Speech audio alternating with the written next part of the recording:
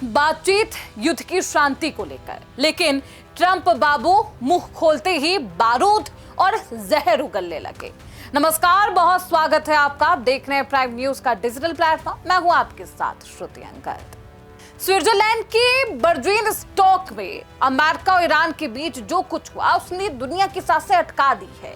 कागजों पर तो समझौते की बात कही जा रही थी, लेकिन जब दोनों देश एक दूसरे से मिले, उनका प्रतिनिधिमंडल आमने सामने बैठा, तो वहां शांति नहीं बल्कि बारूद की गंध साफ महसूस होने लगी। माहौल में तनाव इतना भयंकर कि दोनों पक्ष के नेताओं ने ना तो आपस में हाथ मिलाया और ना ही कोई आधिकारिक फोटो खिंचवाई।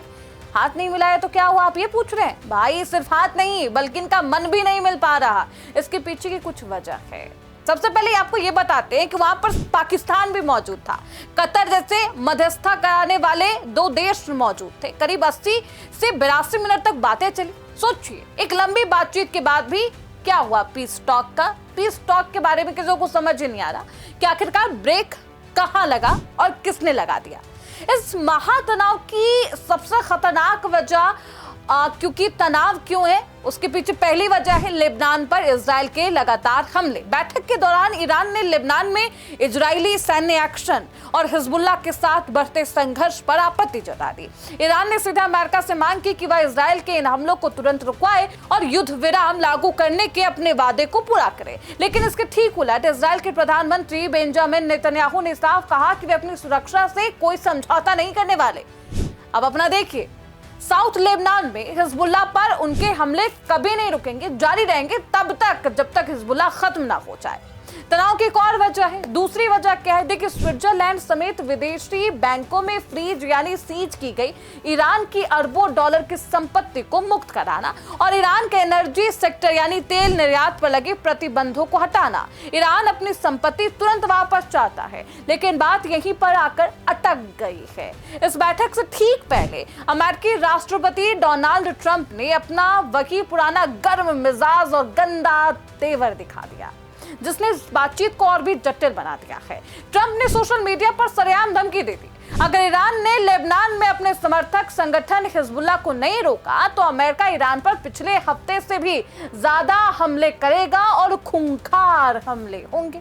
इतना ही नहीं, ट्रंप ने एक न्यूज चैनल पर, एक फॉक्स न्यूज, इस पर एक लाइव इंटरव्यू भी दिया और कहा कि अगर ईरान ने इसे नहीं समझा और स्ट्रेट ऑफ हॉर्मुज को बंद करने की कोशिश की तो अमेरिका इस पूरे जल मार्ग पर खुद ही कंट्रोल कर लेगा और वहां से टोल टैक्स भी लेगा। ट्रंप ने ईरानी अधिकारियों को सीधी धमकी भी दे दी, अगर तुमने हॉर्मुज बंद किया तो तुम्हारे पास कोई देश नहीं बचेगा और तुम, यानी वो प्रतिनिधिमंडल को ही धमकी दे रहे हैं और कह रहे कि तुम अपने देश वापस भी नहीं लौट पाओगे। और यहीं से शुरुआत होती है उस तनाव की जो कहा यह जा रहा था कि सब कुछ ठीक होने वाला है, अब तनाव के माहौल में है। ट्रंप की इस बेहद आपत्तिजनक धमकी और इजराइल के लेबनान पर लगातार हमले के विरोध में ईरानी प्रतिनिधिमंडल गुस्सा हो गए। ईरान की रिवॉल्यूशनरी फोर्स यानी IRGC ने तुरंत जवाबी कार्रवाई करते हुए दुनिया भर के जहाजों को चेतावनी दे दी कि कोई भी जहाज स्ट्रेट ऑफ हॉर्मुज के पास ना गुजरे, वरना उनकी सुरक्षा की कोई गारंटी नहीं। और भारी विवाद और ट्रंप की धमकियों के चलते ईरानी प्रतिनिधिमंडल ने पहले दौरे की बातचीत के बीच रोक तो दिया है, लेकिन बैठक से वॉकआउट भी कर दिया। हालांकि इस पूरे विवाद के बीच ट्रंप ने जरूर माना कि ईरान के साथ ये शुरुआती संघर्ष विराम के इस 60 दिनों के समझौते को तैयार करने में पाकिस्तान ने अमेरिका की खूब मदद की है। अब देखना बेहद दिलचस्प होगा कि अमेरिका किस तरीके से इसे सुलझाता है। बॉस, लबोलुआब ये है कि जो शांति समझौता 60 दिनों के रोड मैप पर आपको नजर आ रहा था, अब वो अधर में लटक चुका है। क्यों? क्योंकि ट्रंप अपना रवैया सुधार नहीं पा रहे, इजराइल लेबनान पर हमले रोक नहीं रहा और ईरान बैकफुट पर आने को तैयार नहीं। कह रहे मेरी शर्तें तो आप मानिए, फिर हम आपकी बात सुनेंगे। अब देखना ये होगा कि क्या पाकिस्तान, कतर इस खराब माहौल को संभाल पाते हैं।